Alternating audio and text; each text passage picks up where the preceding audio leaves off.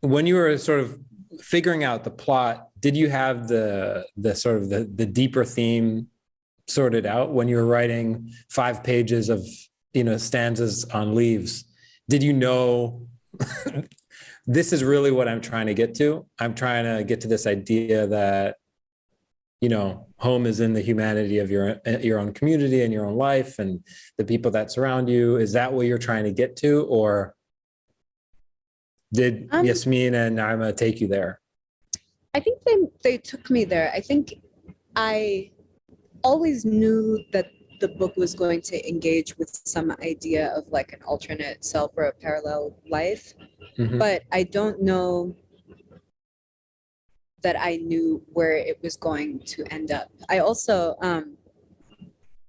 for like a lot of the drafting process, I didn't really know how to use Yasmin as a character. I think I had her just kind of be this like benevolent guiding spirit who would just be around whenever Ni'ma had questions about the magic of it all.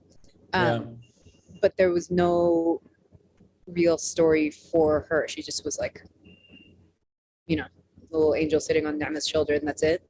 And I kept writing myself into dead ends. Yeah, and they have an adversarial relationship at some point. Yeah. Yeah, no, Yasmin being kind of a villain really like opened up the whole plot to me because I knew that it was important for there to be this like spooky alternate version of Ni'ma, but it just didn't occur to me early on that was like scary at all or adversarial at all. I knew that I wanted Ni'ma to like face this alternate version of herself and then in the facing come to some sort of conclusion. But I kept hitting dead ends and she like needed a little bit of nudging to get to any sort of conclusion. But it's interesting because for me, as I was reading this, and I'm probably projecting, there is this like, Yasmin is like, in many ways, is like the hypothetical cousin in the old country, fourth cousin in the old country, who is like, you have music videos, you have McDonald's, you have Air Jordans, you have 24-hour electricity. How dare you complain? And of course, that's not how these real humans actually feel, right? But that's the rap. That's the thing that your parents say to you. Yeah. Don't you dare complain. Your fourth cousins in the old country would die for this life. And so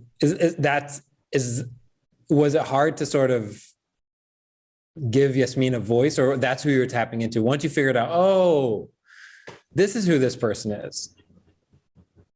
I think it wasn't necessarily hard to give Yasmin a voice because Yasmin ended up being kind of a mouthpiece for my own frustrations with Ni'ma at that point, where like, yes, it's hard to be a teenager. And yes, a lot of Ni'ma's life is genuinely difficult and sad. And also there are moments where I just was like, girl, enough.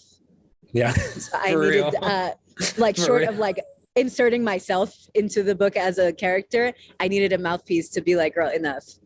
Yeah. Your mom saw you dancing, get over it. Right. Yeah.